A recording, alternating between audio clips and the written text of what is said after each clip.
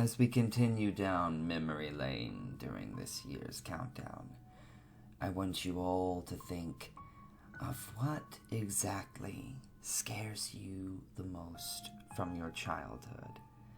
Maybe it's a trauma event. Maybe it's seeing something that you shouldn't have seen.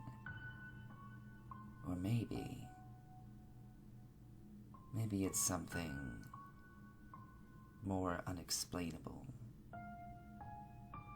Something that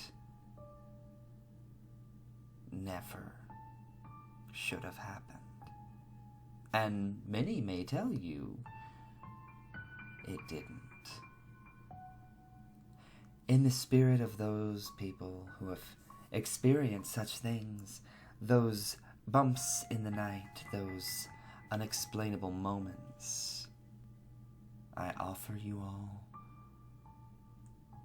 one of our own. This is number 11. Candle Cove.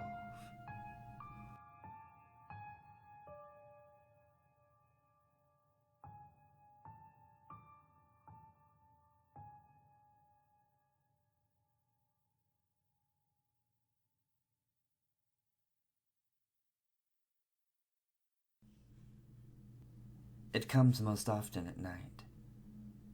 That nagging memory, gnawing in some corner of your mind like a rodent chewing the corners of the drywall. The memory of some brightly lit cartoon funland or a world of puppets. A memory of a TV show that you would watch, seated cross-legged on the living room floor with the fixed, enthusiastic attention only a child can give. Attention that you wish now you perhaps hadn't given so freely. For there is something about that show, something about the discordant music, the details of the characters, their motivations and the storylines, the fixed maniacal grins that seems, looking back, to be altogether too sinister to be a children's show. You try to block the memory out, and yet there, in the back of your mind, most often at night, the puppet's fixed grin keeps on smiling.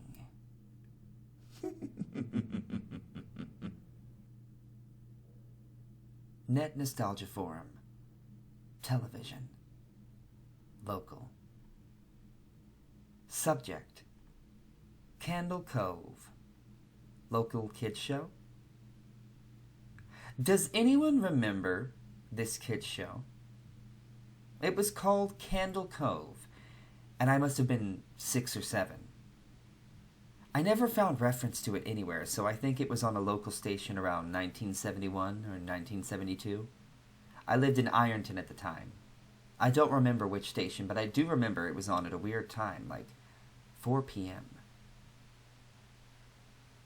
It seems familiar to me. I grew up outside of Ashland and was 9 years old in 72 Skyshale. Candle Cove. Was it about pirates? I remember a pirate marionette at the mouth of a cave talking to a little girl. Yes, Mike. Okay, so I'm not crazy. I remember Pirate Percy. I was always kind of scared of him. He looked like he was built from parts of other dolls. Very low budget. His head was an old porcelain baby doll. Looked like an antique that didn't belong on the body. I don't remember what station this was, but I don't think it was WTSF, though. I'm sorry to resurrect this old thread, but I know exactly what you mean, Skyshell. I think Candle Cove ran for only a couple of months in 71, not 72. I was 12 and watched it a few times with my brother. It was Channel 58, whichever station that was. My mom would let me switch to it after the news. Let me see what I remember. It took place in Candle Cove, and it was about a little girl who imagined herself to be friends with pirates. The pirate ship was called the Laughingstock, and Pirate Percy wasn't a very good pirate because he got scared too easily. And there was calliope music constantly playing. Don't remember the girl's name. Janice or Jade or something. I think it was Janice. Thank you, Jaren. Memories flooded back when you mentioned the laughingstock in Channel 58. I remember the bow of the ship was a wooden smiling face with the lower jaw submerged. It always looked like it was swallowing the sea, and it had that awful Ed Wynn voice and laugh. I especially remember how jarring it was when they switched from the wooden plastic model to the foam puppet version of the head that talked. I remember that too. Do you remember this part, Skyshell? You have to go inside. Ugh, Mike, I got a chill reading that. Yes, I remember. That's what the ship always told Percy when there was a spooky place he had to go in, like a cave or a dark room where the treasure was. And the camera would push in on the laughingstock's face with every pause.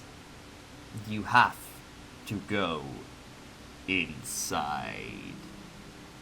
With his two eyes askew and that flopping foam jaw and the fishing line that opened and closed it.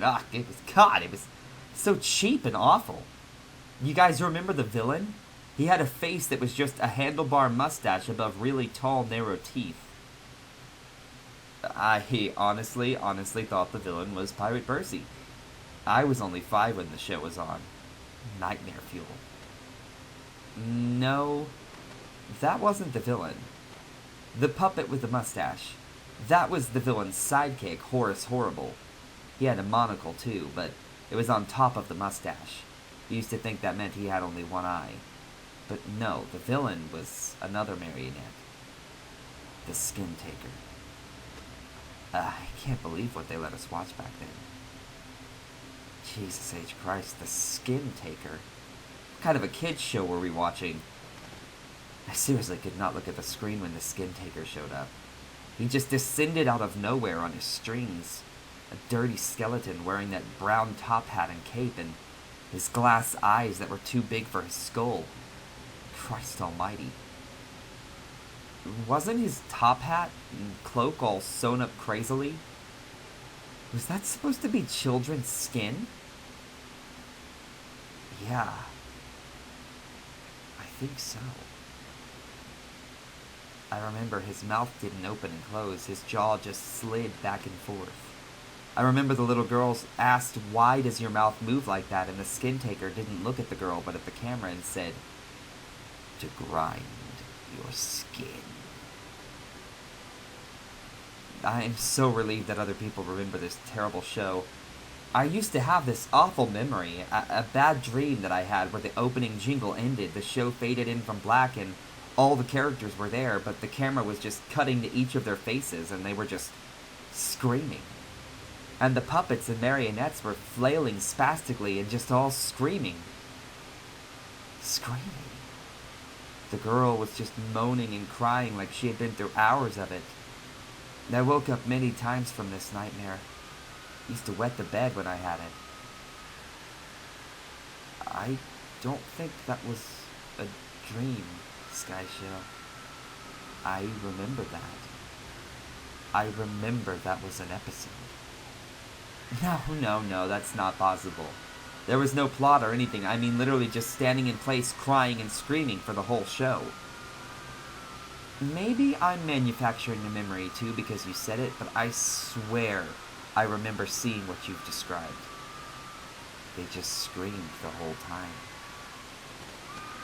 Yes. The little girl, Janice, I remember. I remember seeing her shake, and the Skin Taker screaming through the gnashing teeth, his jaw careening so wildly I thought it would come off of its wire hinges. I turned it off, and it was the last time I watched. I ran to tell my brother, and we didn't have the courage to turn it back on. I visited my mom today at the nursing home. I asked her about when I was little in the early 70s, when I was 8 or 9, and if she remembered a kids show called Candle Cove. She said she was surprised I could remember that, and I asked her why. And she said, because I used to think it was so strange that you said, "I'm gonna go watch Candle Cove now, Mom." And then you would turn the TV to static